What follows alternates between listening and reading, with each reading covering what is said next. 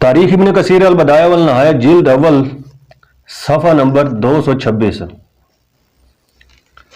ذکر بنائے کتب الزمان۔ اہل کتاب کہتے ہیں کہ اللہ تعالیٰ نے حضرت موسیٰ علیہ السلام سے فرمایا کہ وہ ایک قبہ گنبد تعمیر کریں جس میں درخت شمشاد کی لکڑیاں، مویشی کی کھالیں اور بکریوں کے بال استعمال کیے جائیں،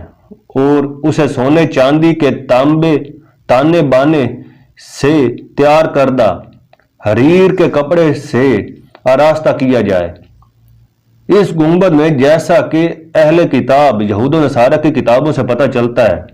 اس گنبد میں جو اندر سے بڑا وسیع و عریض تھا 10 چکور ستون تھے جن کی لمبائی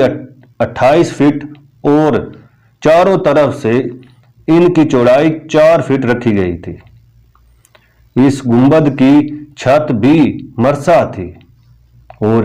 اس میں سونے چاندی سے نقش بنائے گئے تھے۔ اس گنبد کے ہر پہلو میں 2 دروازے تھے جن کی سردلیں اور چوکھٹیں سونے چاندی سے تیار کر کے انہیں نقش و نگار سے آراستہ کیا گیا تھا۔ اس کے سب سے بڑے مرکزی دروازے کو بھی اسی طرح سونے چاندی سے تیار کر کے نقش و نگار سے آراستہ کیا گیا تھا۔ اس گنبد کے ساتھ جو مینار تھا وہ بھی سونے چاندی سے تیار کیا گیا تھا، جس میں اوپر تک ہر منزل میں 3 مرصع روشن دان تھے جن پر حریر کے پردے پڑے رہتے تھے۔ اس گنبد اور مینار کا بالائی حصہ خالص سونے سے تیار کیا گیا تھا اور گنبد کے اندرونی حصے کی طرح اس میں بھی ہر منزل کے ہر حصے میں چراغوں کی گنجائش رکھی گئی تھی۔ اس گنبد میں ایک وسیع و عریض دسترخوان بھی زائرین کی ضیافت کے لیے تیار کیا گیا تھا اور اسے بھی زرتار بنایا گیا تھا اور اس کے 3 مساوی حصے رکھے گئے تھے۔ ان تمام چیزوں کے علاوہ اس گنبد کے احاطے میں ایک مذبح یا قربان گاہ بھی رکھی گئی تھی۔ یہ قبہ یا گنبد سنت مساوی کے مطابق فصل ربیع میں مکمل ہوا تھا اور اس میں تابوت شہادت بھی رکھا گیا تھا، جس کا ذکر قرآن پاک کی سورۃ بقرہ کی 16ویں رکوع کی 6 آیت سورۃ بقرہ 248 میں آیا ہے۔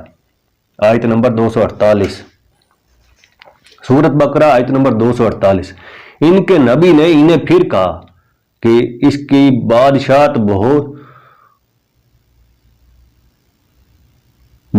کی ظاہری نشانی یہ ہے کہ تمہارے پاس وہ صندوق آ جائے گا جس میں تمہارے رب کی طرف سے دل جمی ہے اور آل موسیٰ اور آل ہارون کا بقیہ ترکہ ہے، فرشتے اسے اٹھا کر لائیں گے۔ یقیناً یہ تو تمہارے لیے کھلی دلیل ہے اگر تم ایمان والے ہو۔ اس قبہ یا گنبد کا حال اہل کتاب کی تفسیر کتابوں میں بڑے طویل انداز میں کیا گیا ہے اور بتایا گیا ہے کہ وہ بنی اسرائیل میں بچھڑے کی عبادت کے رواج سے قبل موجود تھا، اور اس کی قدامت کے سلسلے میں کہا گیا ہے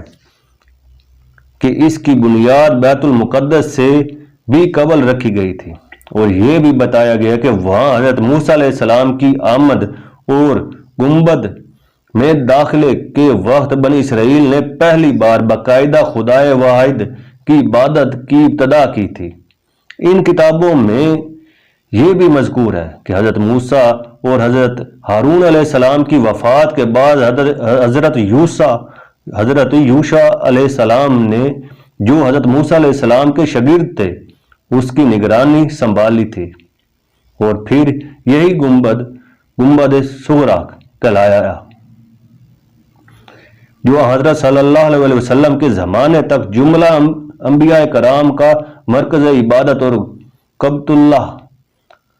کی طرح کعبہ و قبلہ رہا، جو درست ہے۔